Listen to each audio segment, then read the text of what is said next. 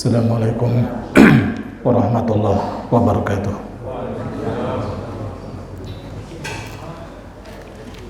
Innal hamdalillah nahmaduhu wa nasta'inuhu wa nastaghfiruh wa na'udzu billahi min shururi anfusina wa min sayyiati a'malina. May yahdihillahu fala mudilla lahu wa may yudlil fala hadiya lahu. Asyhadu an la ilaha illallah wahdahu la syarika lahu wa asyhadu anna Muhammadan abduhu wa rasuluh. Ya ayyuhalladzina amanu taqullaha haqqa tuqatih wa la tamutunna illa wa antum muslimun. Wa qala an-nabiy sallallahu alaihi wasallam fa inna asdaqal hadits kalamullah wa khairal huda huda nabiyyi Muhammadin sallallahu alaihi wasallam wa syarrul umuri muhdatsatuha fa inna kulla muhdatsatin bid'ah wa kulla bid'atin dhalalah wa kulla dhalalatin finnar. Kaum muslimin rahimani wa rahimakumullah, kita melanjutkan kembali kajian dari Ahkam al-Janaiz yang kita ambil dari tulisannya Syekh Al-Albani rahimahullah di bagian dari akhir kitab beliau Ahkam al-Janaiz, yang membahas tentang perkara-perkara bid'ah atau perkara-perkara yang menyelisih sunnah yang berhubungan dengan pengurusan jenazah. Qala al-mu'allif rahimahullahu ta'ala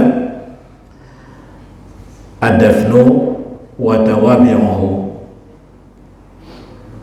perkara-perkara yang menyelisih sunnah yang berkaitan dengan penguburan jenazah dan juga yang mengikutinya.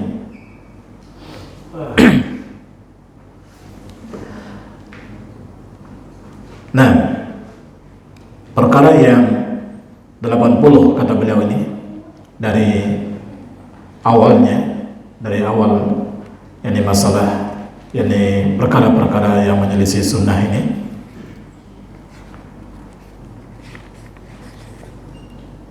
yakni dari sebelum meninggal. Sekarang perkara yang 80, zabahul jamus inda wusulil janazah ilal maqbarah qabla dafniha wa tafriqil lahmi ala man hadar. Termasuk yang menyelisih sunnah ini mungkin di sebagian daerah ya, di sebagian tempat penyembelih al-jamus, ya kerbau atau barangkali hewan yang semisalnya. Kapan ini disembelih? Ketika sampai jenazah ke pemakaman sebelum dikuburkan, lalu dibagi daging-dagingnya kepada yang hadir.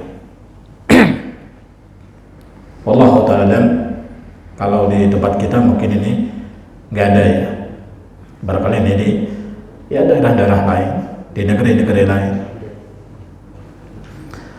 Kemudian yang berikutnya yang 81, wada'u damil dzabihah allati dzubihat inda khurujil janazah min ad-dar fi qabril mayyit, meletakkan darah sembelihan yang telah disembelih ketika keluar jenazah dari rumah, di mana diletakkan? Di kuburnya si mayit. Ya, untuk apa ini? Wallahu ta'ala, apa keyakinannya? Barangkali ini juga di daerah kita nggak ada ya. Kalau sampai darah sembelihan hewan itu dicecerkan di kuburannya si mayit. Yang ada di daerah kita ini, kalau bangun rumah Ya, ini pernah kita lihat sendiri ya. Ada yang membangun rumah, ketika mau bangun pondasi gitu, dia nyembelih dulu, nyembelih ayam atau yang sejenisnya gitu, hewan. Lalu darahnya itu dicecerkan di sudut-sudut rumahnya. Nah, ada apa Anda? Ada ya. Nah, ini ya cari perlindungan ya, supaya nggak diganggu oleh makhluk halus, oleh jin katanya ya, sehingga dia kasih tumbal seperti itu. Nah, ini perbuatan syirik ya. Nah, kemudian yang ke-82, adzikru haula sariril mayyit qabla dafnih. Zikir dilakukan di sekitar tempat pembaringannya mayit ya, sebelum dikuburkan. Ini sebelum dikuburkan. Barangkali ini setelah sampai di mana? Di perkuburannya. Ya, lalu dia mengucapkan zikir-zikir tertentu ya di sekitar kerandanya si mayit ini tadi, sebelum itu dikuburkan. Ini kalau ada termasuk perbuatan yang menyelisihi. Kemudian yang ke-83 kata Syalbani rahimahullah, termasuk yang menyelisihi al-adzan inda idkhalil mayyit fi qabrih. Azan ketika memasukkan mayit di kuburnya. Nah, ini ada semuanya. Insyaallah enggak semuanya, Pak. Yang sudah paham apakah itu termasuk sunnah dalam pengurusan jenazah atau tidak, insyaallah dia tidak melakukannya. Nah, azan ya, dan juga nanti iqamah ya, ketika memasukkan mayit ke dalam kubur, atau barangkali kadang mayit itu sudah dimasukkan gitu, tapi sebelum ditutup. Nah, ini bagaimana hukumnya? Syalbani rahimahullah mengatakan itu masuk perbuatan yang menyelisihi. Begitu juga apa yang disebutkan oleh atau yang difatwakan oleh Syekh bin Baz rahimahullah, tatkala beliau ditanya apa hukum azan dan iqamah di kuburan mayit ketika meletakkannya di kuburan. Beliau rahimahullah mengatakan, la raiba anna dzalika bid'ah ma anzalallahu biha min sultan. Tidak diragukan lagi, yang demikian adalah bid'ah. Allah Subhanahu wa taala tidak pernah menurunkan ya hujjah tentang hal itu. Kenapa? Lianna dzalika lam yunqal an Rasulillah sallallahu alaihi wasallam wa la an ashabihi radhiyallahu ta'ala anhum. Kenapa ini dikatakan bid'ah? Karena tidak pernah dinukil dari Rasulullah sallallahu alaihi wasallam dan juga dari para sahabat Nabi sallallahu alaihi wasallam semuanya. Padahal wal khairu kulluh ittiba'ihim wa suluku sabilihim. Kebaikan semuanya adalah tatkala mengikuti mereka, tatkala menempuh jalannya mereka, sebagaimana Allah Subhanahu wa taala telah berfirman, wasabiquna al-awwaluna minal muhajirin wal ansar walladzina ittaba'uuhum bi ihsanin radhiyallahu anhum wa radu an. Apa kata Allah Subhanahu wa taala? Orang-orang yang terdahulu ya, dari kalangan orang-orang muhajirin dan orang-orang ansar dan orang-orang yang mengikuti mereka dengan baik, mereka ini diridhoi oleh Allah dan mereka pun ridho kepada Allah Subhanahu wa taala. Jadi kebaikan semuanya adalah tatkala mengikuti mereka. Allah Subhanahu wa taala sebutkan tadi radhiyallahu anhum wa radu'an, Allah ridho kepada mereka ini. Kepada siapa? Al-muhajirin wal ansar, dan orang-orang yang mengikuti mereka dengan baik. Nah, dan ini tadi tidak dinukil dari Rasulullah SAW dan dari para sahabat adanya perbuatan tersebut. Nah, begitu juga dalam hadis yang sudah ma'ruf ya, Nabi kita SAW bersabda, man amila amalan laisa alaihi amruna fahuwa raddu. Nah, ini jemaah yang dimuliakan Allah Subhanahu wa taala. Jadi azan dan iqamah yang dilakukan ketika di kuburannya si mayit, imma tadi ketika barangkali memasukkannya atau ketika sudah dimasukkan sebelum ditutup itu si mayitnya dengan apa? Dengan tanah, maka ini tidak ada contohnya dari Rasul sallallahu alaihi wasallam dan dari para sahabat. Begitu juga di antara fatwanya Syekh Muhammad bin Shalih Al-Utsaimin rahimahullah ya, tentang azan fi uzunil mayit, azan di telinganya si mayit. Nah, ini juga adalah bid'ah. Beliau mengatakan itu adalah bid'ah karena sama sekali tidak dinukil dari Rasulullah SAW dan para sahabat. Namun Allah Ta'ala yang perkara ini masih masyhur ya di tempat kita, ya masih masyhur di tempat kita adanya azan dan juga nanti iqamah ya ketika penguburan jenazah ini. Dan ini jemaah yang dimuliakan Allah Subhanahu wa taala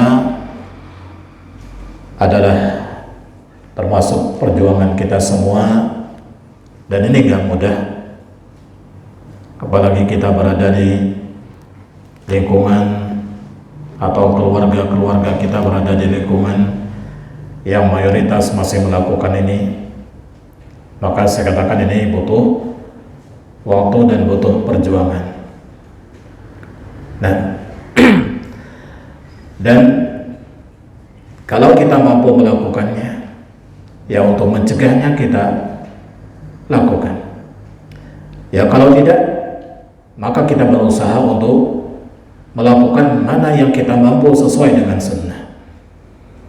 Ya, mana yang mampu kita lakukan sesuai dengan sunnah, maka itu yang kita lakukan. Kalau kita belum mampu, ya melihat maslahat dan mafsadahnya, ya karena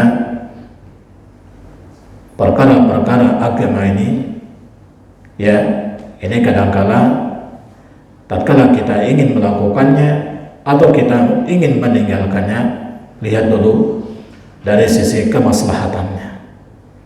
Nah, lihat dulu dari sisi mafsadah dan maslahatnya.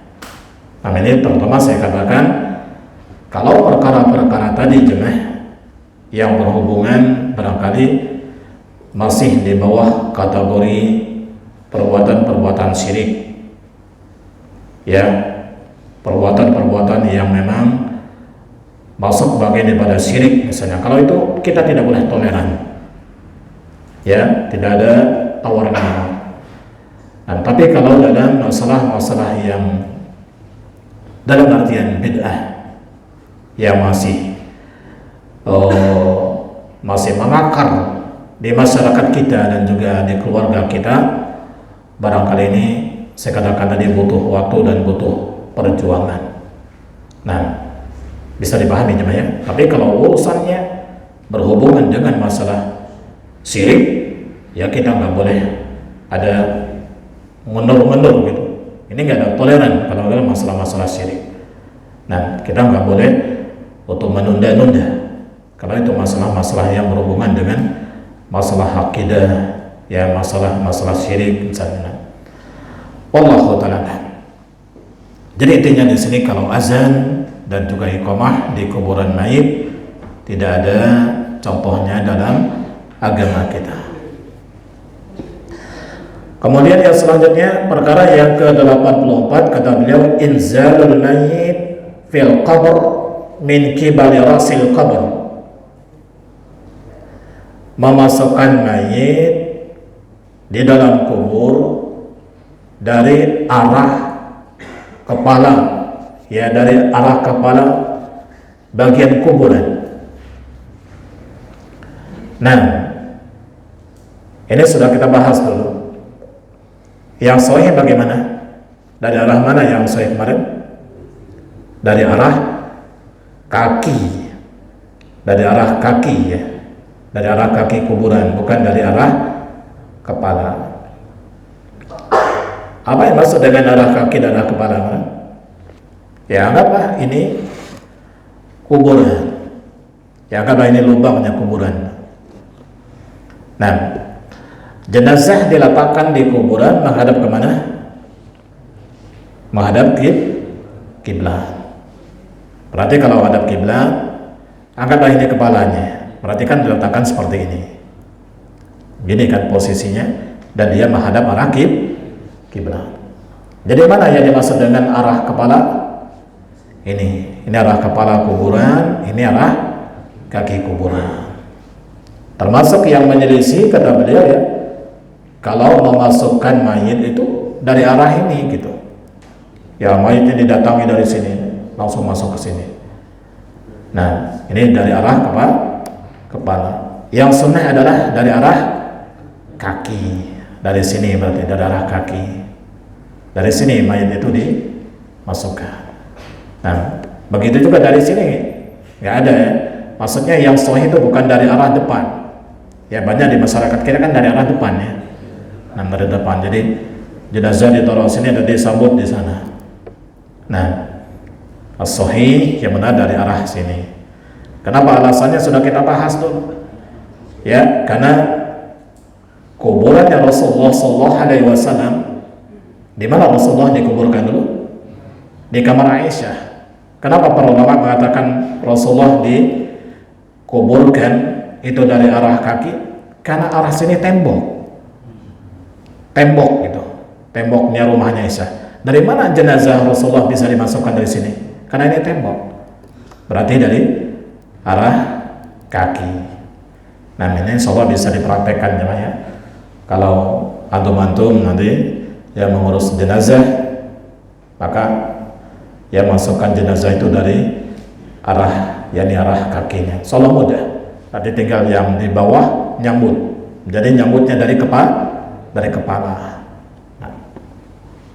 Wallahu ta'ala. Kemudian selanjutnya kata beliau yang ke-85 termasuk yang menyelisih, ini barangkali di daerah-daerah atau negeri yang lain, di antara amaliyah orang Syiah ini, jalu syai'in min turbatil Husain alaihi salam ma'al mayyit inda inzalihi fil qabr li'annaha amanun min kulli khawfin. Menjadikan sesuatu dari tanah, ya tanahnya Husain, tanah kuburannya Husain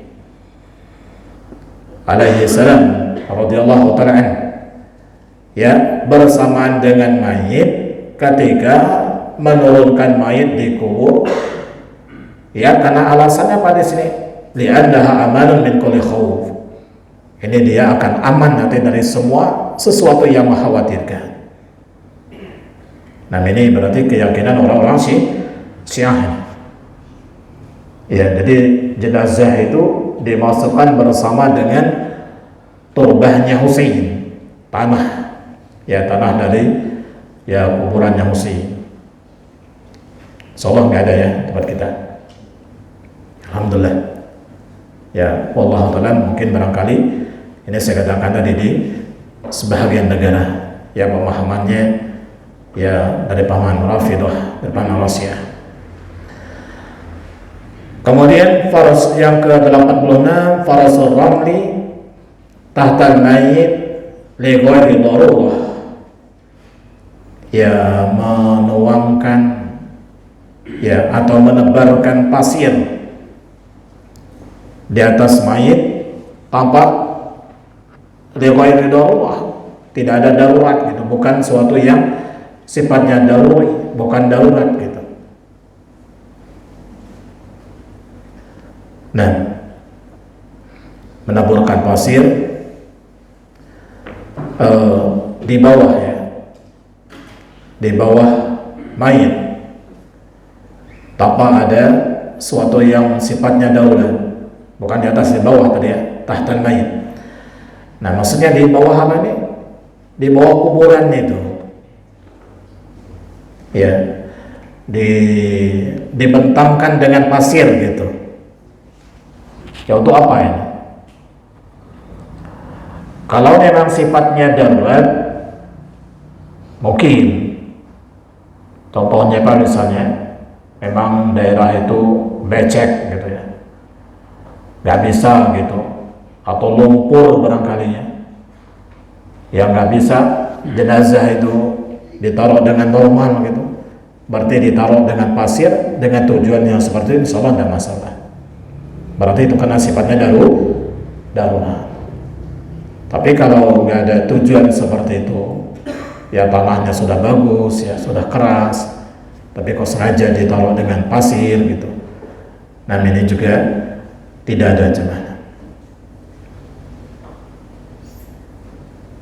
Atau barangkali ditaruh dengan yang lain,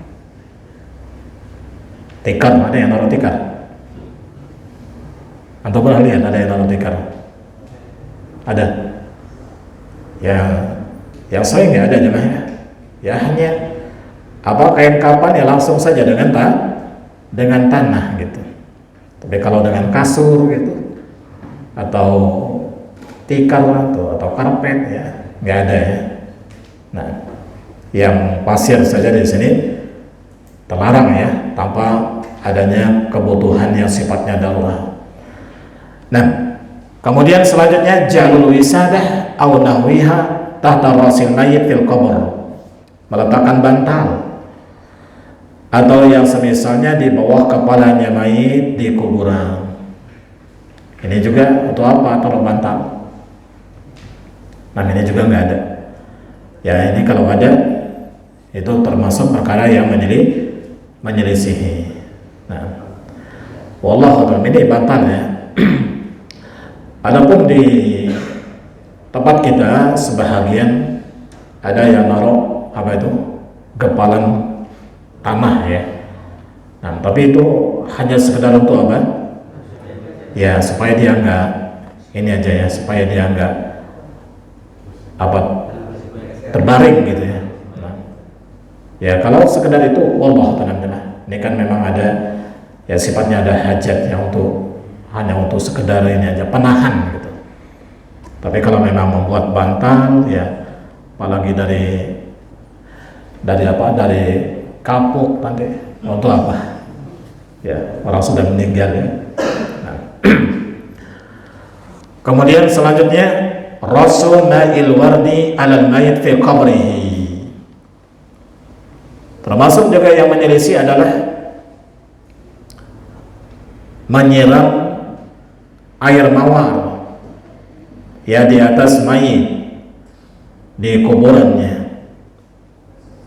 Ini juga menyelisih ya. Dan ima di atas mayitnya atau di atas kuburannya gitu, cucur air gitu kan ada juga ya. Ima tadi mungkin di atas mayitnya atau mungkin di atas kuburannya itu. Nah, untuk apa gitu? Kalau memang menyiram air tadi hubungannya karena tanahnya mungkin itu apa, keras ya, tanahnya keras ya memang untuk melembutkannya ya, insya Allah mungkin tidak apa kalau memang tujuannya seperti itu. Tapi kalau menyiram air setelah itu ada tujuan-tujuan yang memang mengikuti kebiasaan dari orang-orang non-muslim, maka ini tidak boleh, karena tidak ada contohnya. Atau juga dengan bunga, ada bunga ya, bunga yang kadang-kadang yang dia taburkan bunga gitu dengan air tadi. Nah, ini tuh apa aja? Nah, jadi lihat saya, kalau memang hajatnya tadi sekedar untuk membuat tanahnya mudah untuk dibentuk kuburannya, maka memang ada hajat dengan membasahi kuburan. Tapi kalau memang tidak ada itu, ya hanya sekedar tasyabbuh dengan orang-orang non-muslim, maka ini tidak boleh. Nah, atau juga yang ada pernah kita temukan selain daripada itu, yang menyiram air tadi ya, dan juga menaburkan bunga-bunga, ada juga yang menulis kalimat La ilaha illallah, ada di atas kuburannya. Dibuat dia nanti semacam jarum dari kayu gitu, kalau nggak salah ada 7 atau berapa, sesuai dengan huruf La ilaha illallah itu. Jadi kalau la ilah nanti ditusuk 1 ya, i gitu, huruf alifnya ditusuk juga jarumnya sampai kalimat Allah pada la ilaha illallah. Jadi ditulis kalimat gitu. Jadi setiap hurufnya ditusuk dengan jarum. Ini pernah kita lihat. Ini nggak ada. Ya kalau ada ya jelas ada hadisnya kan. Ini dibuat-buat. Allah Ta'ala menulis kalimat-kalimat yang seperti itu di atas kuburan. Nah, kemudian selanjutnya termasuk yang menyelisih kata beliau, ihadatul hadirin at-turab bi zuhuril akufi mustarji'in. Orang-orang yang hadir di kuburan itu menuangkan atau menaburkan tanah dengan punggung telapak tangannya. Nah, disebutkan di dalam footnote dari kitab ini mazhabnya al-imamiyah, mazhabnya orang Syiah yang melakukan ini. Dan mereka melakukan ini ingin menyelisihi ya, untuk menyelisih ahlus sunnah. Ahlus sunnah, karena yang sahih, insyaallah ini sudah kita bahas juga dulu. Yang sahih adalah ketika kita menghadiri ya, penguburan jenazah kaum muslimin, ya sebelum kita pulang adalah apa? Kita ikut menaburkan tanah itu ke kuburannya. Berapa kali? 3 kali dengan 2 telapak tangan seperti ini. Ambil tanah dengan 2 telapak tangan, taruh 1 kali, ambil lagi 1 kali, ambil 1 kali, 3 kali. Ini yang sunnah, dengan 2 telapak tangan sebanyak 3 kali. Nah, adapun orang-orang Syiah karena ingin menyelisih ahlus sunnah, dia dengan punggungnya gitu, ya punggung telapak tangan gitu. Ya, kalau ahlus sunnah dengan telapak tangannya, dia dengan punggungnya gitu. Nah, kalau ada yang seperti itu dengan punggung kedua telapak tangan, ini pemahaman orang Syiah. Nah, ini jemaah yang dimuliakan Allah Subhanahu wa taala yang sahih ya. Dan ya masih banyak ya saudara-saudara kita, bahkan yang kita lihat juga yang sudah ngaji juga kadang-kadang tidak mengindahkan hal ini. Maksudnya tidak melakukan sunnah ini ya. Ketika dia selesai penguburan, dia tidak ikut untuk menabuhkan tanah ya di atas kuburannya tadi. Padahal ini sunnah dengan 2 telapak tangan sebanyak 3 kali. Kemudian yang ke-90 kata beliau termasuk yang menyelisih adalah qira'atu minha khalaqnakum fi al-hasratil ula wa fiha nu'idukum fi saniyah wa minha nukhrijukum taratan ukhra fi salisah. Nah, ya termasuk menyelisih ketika menabuhkan tanah tadi dengan 2 telapak tangan, tapi ada bacaan ketika pertama menabuh, ya, lalu dia mengatakan minha khalaqnakum, dari tanah kami diciptakan, dilempar. Kemudian diambil lagi tanah, wa fiha nu'idukum, ya, kepada tanah kami akan dikembalikan, dua. Kemudian yang ketiganya wa minha nukhrijukum taratan ukhra, dan dari tanah ya kami akan dikeluarkan ya, dari tanah kami akan dikeluarkan di waktu yang lain, maksudnya dibangkitkan. Nah, yang dimaksudkan oleh Al-Mu'allif Syambani rahimahullah, ini sudah dibahas juga sebelumnya, bacaan ini yang nggak ada, bacaan itu nggak ada. Ini kan ayat Al-Quran ya. Nah, adapun kalau melakukan dengan menabuh 3 kali, jadi ini sunnah yang nggak ada bacaan-bacaannya. Atau kata beliau yang ke-91, al-qawlu fi al-haswatil ula, atau bacaan yang lain ketika lemparan yang pertama tadi, bismillah. Kemudian yang kedua, al-mulku lillah. Kemudian yang ketiga, al-qadratu lillah. Ya. 6. Kemudian wa fil rabi'ah, yang keempat, al-izzatu lillah. Wa fil khamisah, al-afwu wal ghufranu lillah. Wa fis sadisah, ar-rahmatu lillah. Summa yaqra fi sabi'ah qauluhu ta'ala kullu man 'alaiha fan, ya, al-ayah. Kemudian wa yaqra qauluhu ta'ala minha khalaqnakum. Nah, ini mungkin pada lemparan-lemparan dengan kedua telapak tangan tadi ya. Intinya ada bacaan-bacaan. Ya, bahkan di sini mungkin yang pertama sampai yang ke-7 bukan ini. Ada juga yang mungkin melakukannya sampai 7 kali. Ya, bacaan yang pertama bismillah, kedua al-mulku lillah, ya, yang ketiga al-qudratu lillah, keempat al-izzatu lillah, yang kelima al-afwu wal ghufranu lillah, yang keenam ar-rahmatu lillah. Kemudian yang ketujuh baru membaca firman Allah kullu man 'alaiha fan dalam surah Rahman. Kemudian dia membaca ayat minha khalaqnakum, ayat yang tadi kita bacakan. Nah, ini bacaan-bacaan seperti ini tidak ada contoh.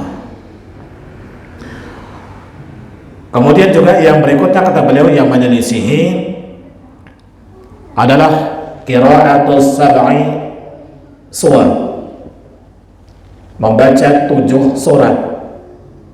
Ini ketika proses ya, penguburan teman-teman. Surat apa yang dibaca? Al-Fatihah wal mu'awwizataini. Jadi surah Al-Fatihah, surat Al-Falaq, An-Nas, wal Ikhlas. Kemudian wa idza jaa nasrullahi wal fath, surat An-Nasr ya. Kemudian qul ya ayyuhal kafirun, surat Al-Kafirun. Kemudian inna anzalna, ya, inna anzalnahu fi lailatul qadr. Ini mereka baca ketika penguburan jenazah. Wa hadza doa, kemudian berdoa, Allahumma inni as'aluka bismikal azim wa as'aluka bismikal ladzi huwa qiwamuddin wa as'aluka, apa yang dibaca dia mintanya, wa as'aluka, apa yang diminta dia, wa as'aluka bismikal ladzi idza su'ilta bihi a'taita wa idza du'ita bihi ajabata Rabba Jibril wa Mikaila wa Israfila wa Israila, dan seterusnya. Ini dilakukan ketika penguburan jenazah. Ini tidak ada di dalam agama kita, tidak ada contohnya.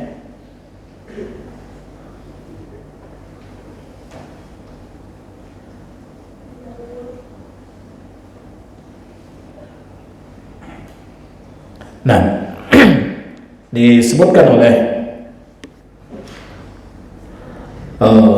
beliau di sini di footnote kitab ini,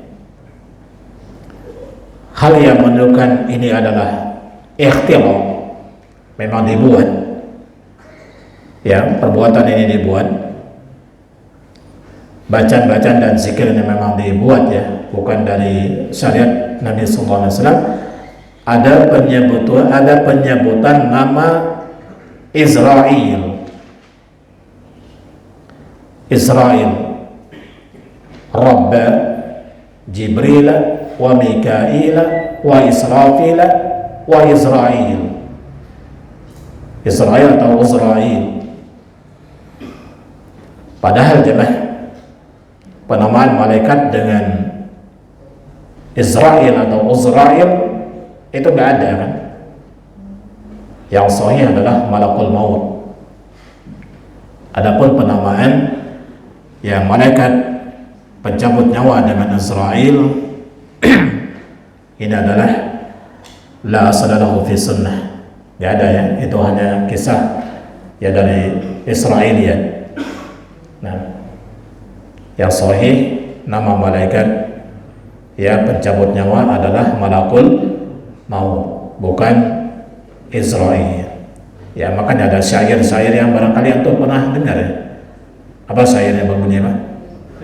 Bila Israel datang memanggil, ya, ya ada lantunannya seperti itu. Ya, ini nggak ada, ya, penamaan malaikat maut dengan Israel. Maka dari sini sudah bisa diketahui kalau bacaan-bacaan ini adalah ikhtira, suatu yang dibuat-buat, gitu. Nah, Allah Ta'ala. Kemudian selanjutnya kata beliau yang ke-93, qira'atu Fatihatil Kitab inda ra'sil mayyit wa Fatihatil Baqarah inda rijlaihi. Nah, membaca suratul Fatihah di bagian kepala si mayit, kemudian membaca pembuka daripada surat Al-Baqarah di kedua kakinya. Nah, ini barangkali ada riwayat, tapi ini dhaif, didhaifkan oleh Imam Al-Haythami. Ya, ada riwayat katanya dari Abdullah bin Umar, tapi ini didhaifkan oleh Imam Al-Haythami. Dan juga ada riwayat yang mengatakan mauquf, ini juga dhaif. Nah,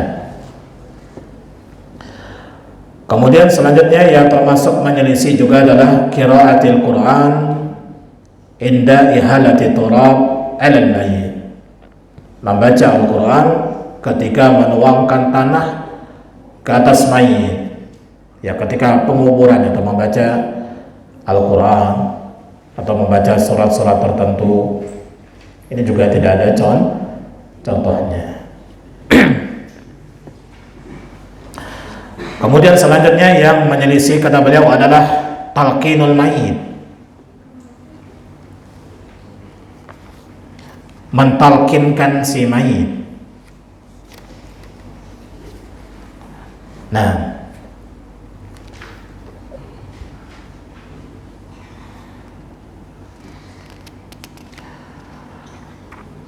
ini dilakukan kapan, ya, Pak?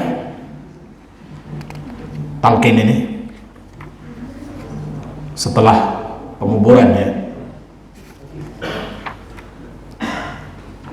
Disebutkan di dalam kitab Al-Bidah wal Muhdatsat wa ma la asla lahu. Ada fatwa dari Syekh Shalih bin Fauzan Al-Fauzan hafizahullah taala. Ini ada pertanyaan, ya, kepada beliau yang mengatakan di negerinya, ya, yang bertanya ini ada kebiasaan yang goribah, kebiasaan yang gorib, yang asing, gitu. yakni apabila mereka menguburkan mayit, setelah selesai dari penguburannya, lalu ada seseorang yang waqafa rajulun ala qabr, ada seorang yang berdiam, ya, di atas kubur, lalu dia mengatakan, ada yang barangkali berdiri, ada juga yang mungkin barangkali dia duduk.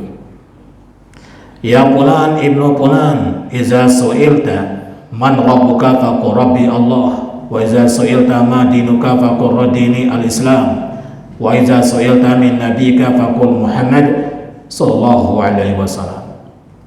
Ya, apabila wahai si fulan bin fulan, apabila kamu ditanya nanti siapa Tuhanmu, maka katakanlah Tuhanku Allah.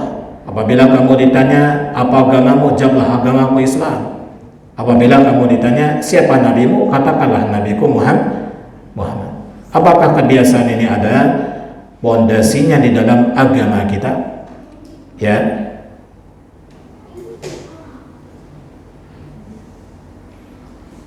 Lalu jawaban beliau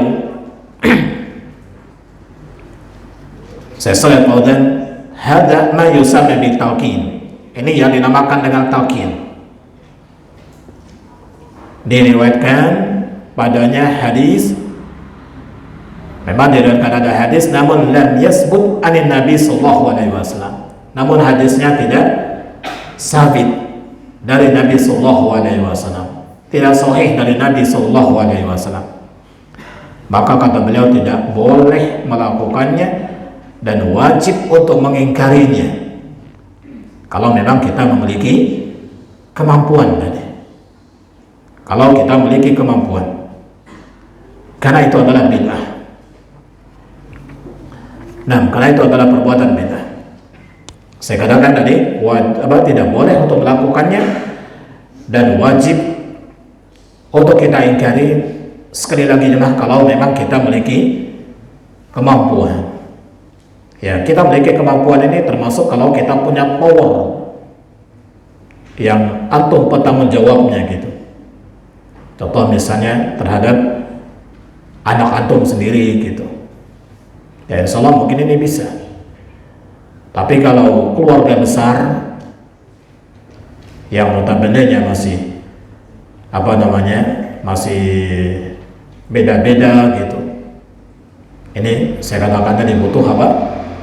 Butuh perjuangan, barangkali butuh waktu yang seperti itu ya.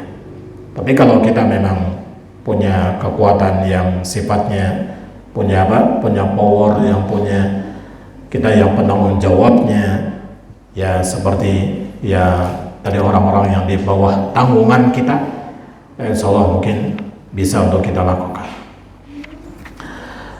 Dan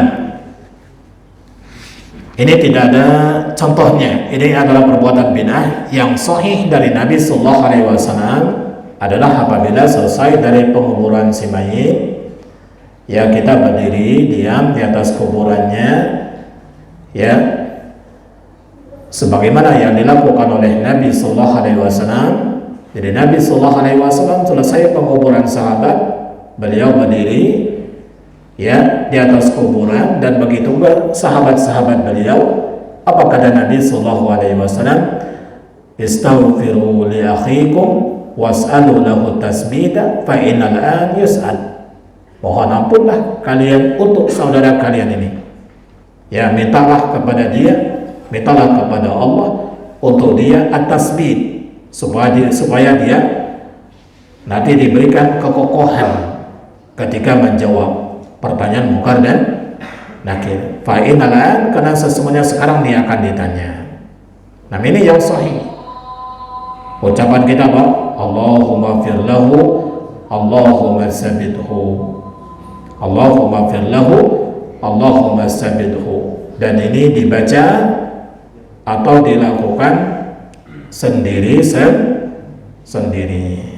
Nah, sendiri. Insyaallah nanti juga disebutkan oleh ya para ulama kita. Adapun kalau dilakukan doa, ya doa bersama gitu. Ya satu memimpin doa, yang lain mengaminkan gitu. Ini tidak ada sunnahnya. Sebagaimana diantara fatwanya para ulama kita. Ya seperti yang disebutkan oleh Syekh Muhammad bin Shalih Al-Utsaimin rahimahullah, tatkala ditanya bagaimana hukum doa jamaah di kuburan dengan bi'ayyada'u ahaduhum, salah seorang yang berdoa wa yu'minu al-jami', yang lain mengaminkan. Jawaban beliau, laisa hadza min sunnati Rasulullah sallallahu alaihi wasallam wala min sunnati al-khulafai rasyidin. Ya, perbuatan itu tidak ada contohnya, bukanlah sunnah Rasul dan bukanlah sunnah khulafai rasyidin. Yang sunnahnya Rasul adalah sebagaimana yang tadi kita sebutkan, mengucapkan Allahumma firlahu, Allahumma sabidhu, kullun binafsih walaysa jama'atan. Masing-masing yang mengucapkannya, bukan dengan berjamaah. Ini yang sunnah dari sunnah Nabi kita sallallahu alaihi wasallam. Wallahu ta'ala. Barangkali ini dulu jemaah di antara perkara yang bisa kita sampaikan. Insyaallah nanti kita lanjutkan ke perkara yang berikutnya lagi pada pertemuan kita selanjutnya. Wallahu ta'ala. Sallallahu alaihi Muhammad wa alihi wasallam. Kita akhiri dengan doa kafaratul majlis. Subhanakallahumma wa bihamdika asyhadu an la ilaha illa anta astaghfiruka wa atubu ilaik. Assalamualaikum warahmatullahi wabarakatuh.